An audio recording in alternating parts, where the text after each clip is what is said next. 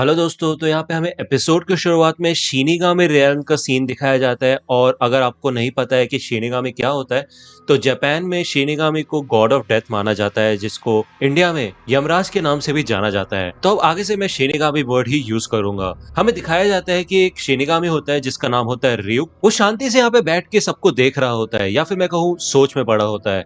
और वहां पे मौजूद बाकी सारे शिनिगामी आराम कर रहे होते हैं, या फिर वो अलग अलग तरीके के गेम खेल रहे होते हैं। यहाँ पे हमें दूसरी ओर इंसानी दुनिया का सीन दिखाया जाता है, जहाँ पे एक हाई स्कूल स्टूडेंट होता है लाइट यागामी, और वो अपनी इंग्लिश क्लास में बैठा होता है। शिनिगामी रेयन की तरह उसके क्लासमेट्स या तो गेम खेल रहे होते हैं या फिर चुपके चुपके बातें कर रहे होते हैं, और जो उनको पढ़ाया जा रहा होता है वो उसको इग्नोर कर रहे होते हैं। वो टीचर लाइट यागामी को एक जापानीज सेंटेंस को इंग्लिश में ट्रांसलेट करने के लिए कहता है, और लाइट यागामी बिना किसी दिक्कत के वो कर देता है, जिससे कि हमें दिखाया जाता है कि वो काफी ज्यादा स्मार्ट है। जब वो घर वापस जा रहा होता है तो वहाँ पे न्यूज रिपोर्टिंग हो रही होती है। पब्लिक टेलीविजन में अलग अलग क्राइम्स की न्यूज कवर की जा रही होती है, और हमें दिखाया जाता है कि धीरे धीरे दुनिया में क्राइम्स बढ़ते जा रहे हैं। यहाँ पे ryuk और लाइट के जरिए हमको दो अलग दुनिया का कंपैरिजन दिखाया जाता है, और वो दोनों यही सोचते हैं कि उनकी दुनिया सड़ चुकी है। अगले दिन जब लाइट क्लास में होता है तो वो लेक्चर पे ध्यान नहीं दे रहा होता, क्योंकि उसको पहले से वो चैप्टर आता होता है। तो वो खिड़की से बाहर देखता है और उसे दिखाई देता है कि आसमान से एक नोटबुक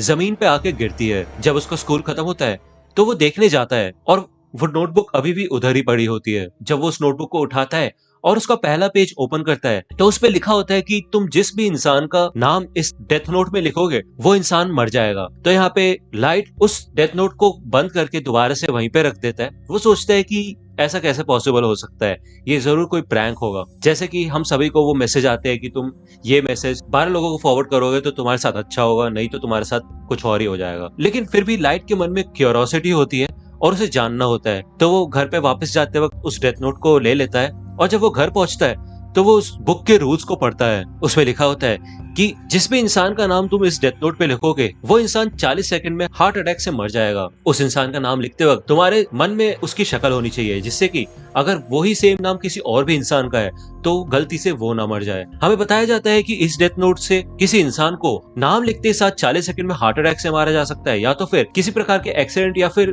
बीमारी से भी मारा जा सकता है। दूसरे ऑप्शन के लिए उस पर्सन का नाम लिख के नीचे एक्सीडेंटल डेथ लिख के 6 मिनट 40 सेकंड में पूरा डिस्क्राइब करना होता है कि कैसे कैसे क्या क्या होना चाहिए। इतना सब कुछ पढ़ने के बाद लाइट अपने बेड पे लेट जाता है, और वो कहता है कि ये तो कहना पड़ेगा कि प्रैंक के नाम पे तो ये काफी ज्यादा डिटेल्ड है। तो वो सोचता है कि इसको ट्राई करके देखा जाए, लेकिन वो नाम लिखने से पहले ये सोचता है कि अगर मैंने नाम लिखा और सच में कोई मर गया तो उससे तो मैं मर्डरर बन जाऊंगा। लेकिन तभी वहाँ पे टीवी पे एक लाइव न्यूज चल रही होती है, जहाँ पे एक क्रिमिनल ने एक डे केयर में कुछ टीचर्स और बच्चों को बंदी बना दिया होता है। न्यूज रिपोर्टिंग में बताया जाता है कि ये वही क्रिमिनल है जिसने पिछले दिन शॉपिंग मार्ट में भी एक क्राइम किया था।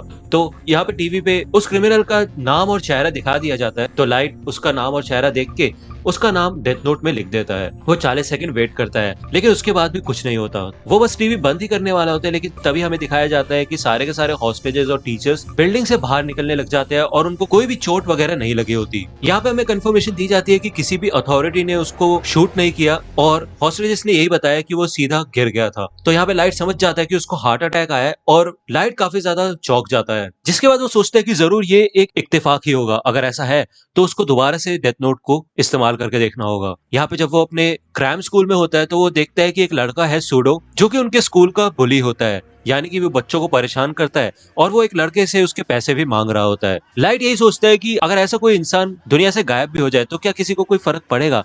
लेकिन लाइट यही बोलता है कि उसको ऐसे लोगों को मारना अवॉइड ही करना चाहिए जिनको वो जानता है।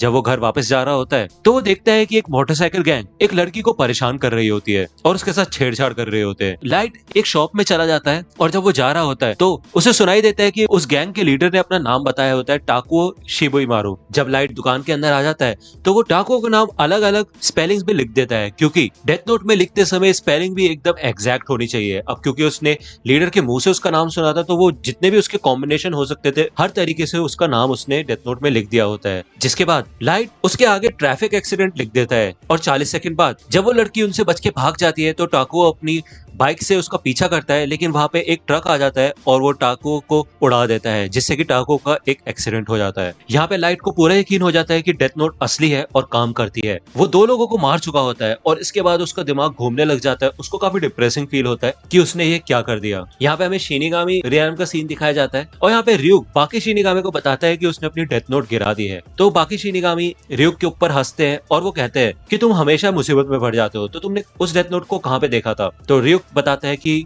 इंसानी दुनिया में, मैंने उसे इंसानी दुनिया में गिराया है। यहाँ पे वो शिनिगामी कहते हैं कि तुम्हारे पास तो दूसरी डेथ नोट भी थी ना। तो यहाँ पे भी दिखाया जाता है कि ryuk के पास दूसरी डेथ नोट भी होती है, लेकिन उसको अपनी पहली डेथ नोट भी चाहिए होती है। तो यहाँ पे एक पोर्टल होता है जो कि इंसानी दुनिया और शिनिगामी रियल्म को आपस में कनेक्ट करता है। यहाँ पे ryuk अपने पंख फैला लेता है और वो पोर्टल से इंसानी दुनिया में आ जाता है। यहाँ पे लाइट भी स्कूल से घर आ जाता है और उसकी मॉम को अपने नेशनल प्रैक्टिस एग्जाम के रिजल्ट्स देता है। उसमें भी वो फर्स्ट ही आया होता है। यहाँ पे उसकी मॉम कहती है अगर तुम्हें कोई गिफ्ट वगैरह चाहिए तो तुम बता सकते हो, लेकिन लाइट अपने रूम में चला जाता है और वो कहता है कि मेरे को कोई गिफ्ट नहीं चाहिए, जो मुझे चाहिए था वो मुझे मिल चुका है। वो डेथ नोट को ओपन करता है और हमें दिखाया जाता है कि उसने काफी सारे नाम वहाँ पे लिख दिए होते हैं। जब वो इन सब नामों को देख के हंस रहा होता है तो वहाँ पे ryuk आता है और लाइट ryuk को देख के डर जाता है और अपनी कुर्सी से गिर जाता है। ryuk बताता है कि तुम जिस हिसाब से हंस रहे हो, मेरे ख्याल से तुम्हें पता चल चुका है कि ये कोई आम नोटबुक नहीं है। तो ryuk बताता है कि वो वही शिनिगामी है जिसने ये डेथ नोट यहाँ पे गिराई थी। तो यहाँ पे लाइट उठता है और वो कहता है कि ryuk, मैं तुम्हारा ही इंतजार कर रहा था, मुझे पता ही था कि ये कोई आम डेथ नोट नहीं है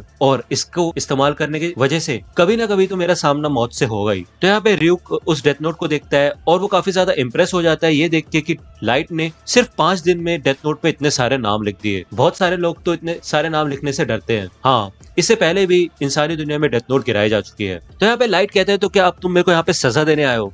तो ryuk कहते हैं क्या सजा, कैसी बातें कर रहे हो तुम? एक बार डेथ नोट इंसानी दुनिया में गिर जाए तो ये यहीं की हो जाती है। इसका मतलब ये डेथ नोट अब तुम्हारी है और अब चाहे तो तुम इसको किसी भी तरह यूज कर सकते हो, और अगर तुम ये डेथ नोट नहीं यूज करना चाहते तो तुम ये किसी और को दे दो, लेकिन उसके बदले मुझे तुम्हारे दिमाग से इस डेथ नोट की सारी मेमोरीज मिटानी होंगी। और मैं तुम्हें एक बात बता दूं, जो भी लोग डेथ नोट का इस्तेमाल करते हैं वो आत्मा की शुद्धि के लिए ना ही नर्क जा पाते हैं और ना ही स्वर्ग, और जब समय आएगा तो मैं अपनी डेथ नोट में तुम्हारा नाम लिखूंगा। तो ryuk लाइट से पूछते हैं कि ये बताओ कि तुमने सबको हार्ट अटैक से मारा, लेकिन सिर्फ दूसरे क्रिमिनल को ही तुमने एक्सीडेंटल डेथ क्यों दी थी? तो लाइट बताता है कि अगर सारे के सारे क्रिमिनल सिर्फ हार्ट अटैक से ही मरेंगे तो जल्द ही लोगों को पता चल जाएगा कि कोई जानबूझ के ऐसा कर रहा है। ये उसी की रिस्पॉन्सिबिलिटी है कि वो दुनिया में से सारी बुराइयों को खत्म करे, और जब लोगों को ये समझ आ जाएगा कि कोई उन्हें हमेशा देख रहा है और उन्हें बुरी चीजें नहीं करनी चाहिए, तो सारे के सारे लोग सुधर जाएंगे और अच्छी जिंदगी जिएंगे। तो यहाँ पे ryuk कहता है कि अगर तुम ऐसा करोगे तो लाइट, पूरी दुनिया में सिर्फ तुम ही अकेले बुरे इंसान बचोगे। तो लाइट कहता है नहीं, ऐसा नहीं होगा, क्योंकि मैं पूरी जापान के सबसे बेस्ट स्कूल में पढ़ता हूँ और उसमें भी टॉपर हूँ, और मैं भगवान बनूंगा उस नई दुनिया का। तो यहाँ पे ryuk काफी ज्यादा सेटिस्फाई हो जाता है और उसे काफी अच्छा लगता है कि उसको इंसानी दुनिया में अब मजा आने वाला है।